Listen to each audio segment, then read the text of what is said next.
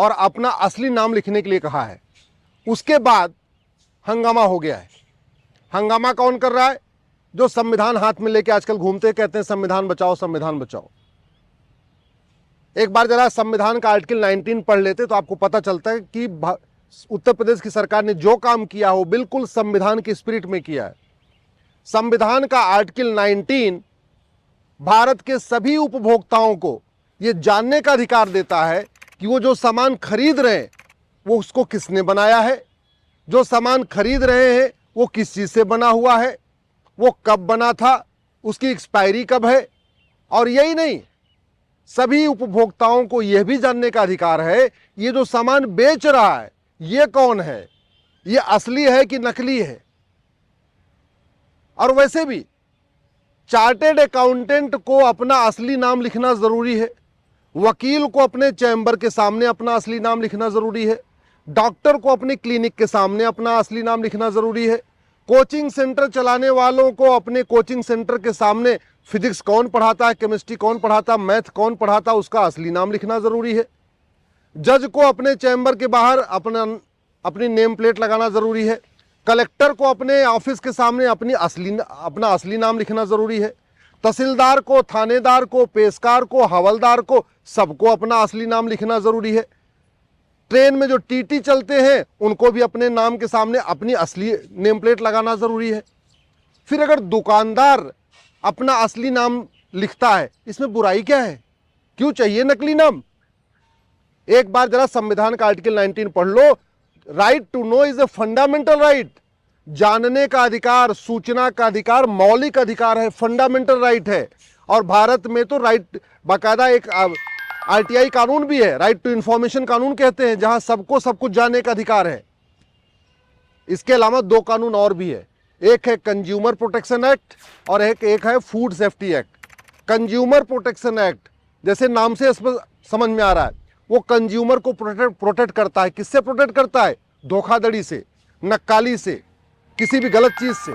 तो consumer protection act भी भारत के सभी कंज्यूमर को यह अधिकार देता है कि वो जो प्रोडक्ट खरीद रहे हैं वो किसने बनाया उसका भी उसको नॉलेज होना चाहिए, और कौन बेच रहा है उसका भी असली नाम उसको पता होना चाहिए। इसी तरीके एक फूड सिक्योरिटी एक्ट है।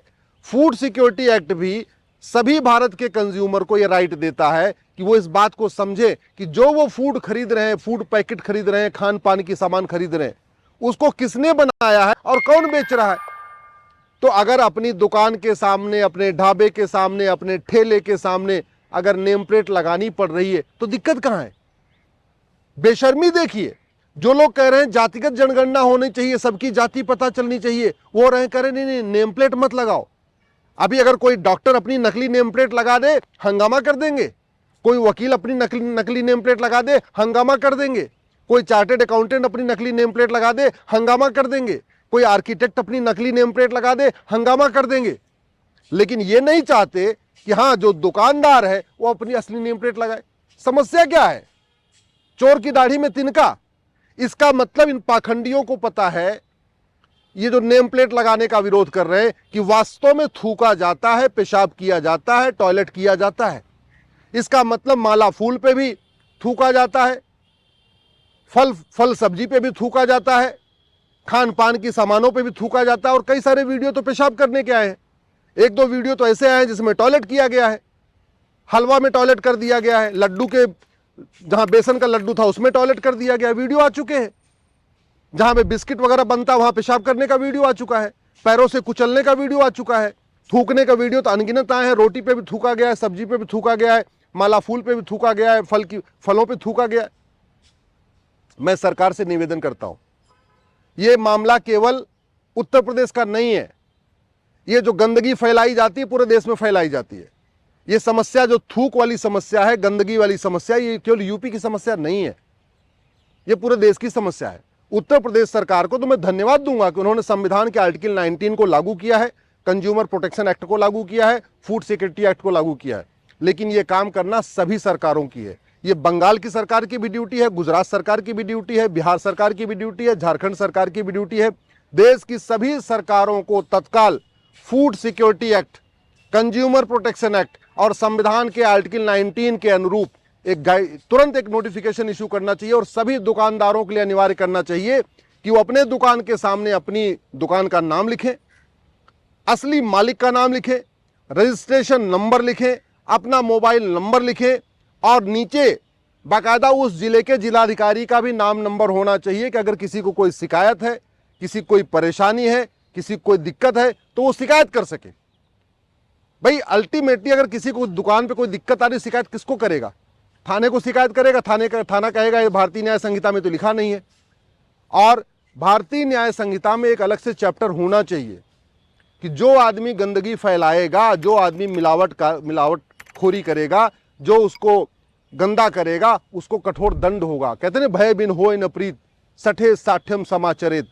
जो लोग खान पान के सामान में जानबूझ के पेशाब कर रहे हैं, थूक रहे हैं, टॉयलेट कर रहे हैं, ऐसे लोगों को कठोर दंड मिलना चाहिए। साल 2 साल का नहीं, कम से कम 10 से 20 साल सजा का दंड होना चाहिए। जब तक कानून का खौफ नहीं पैदा होगा तब तक ये गंदगी बंद नहीं होगी। ये जो सोच है ना, नफरत वाली सोच, ये पूरा जो थूका जाता है, पेशाब किया जाता है और लैट्रिन किया जाता है, ये केवल गंदी सोच के कारण किया जाता है। और सोच बदलने के लिए भारत में समान शिक्षा लागू करना पड़ेगा और खौफ पैदा करने के लिए कठोर कानून बनाना पड़ेगा। यही अस्थायी समाधान है। भारत के सभी ग्राहकों को, सभी उपभोक्ताओं को, सभी नागरिकों को यह अधिकार है कि उनको शुद्ध सब्जी मिले, शुद्ध फल मिले, शुद्ध माला फूल मिले, शुद्ध मिठाई मिले, शुद्ध उनको गोलगप्पे मिले, शुद्ध उनको जो है चाट पकौड़ी मिले।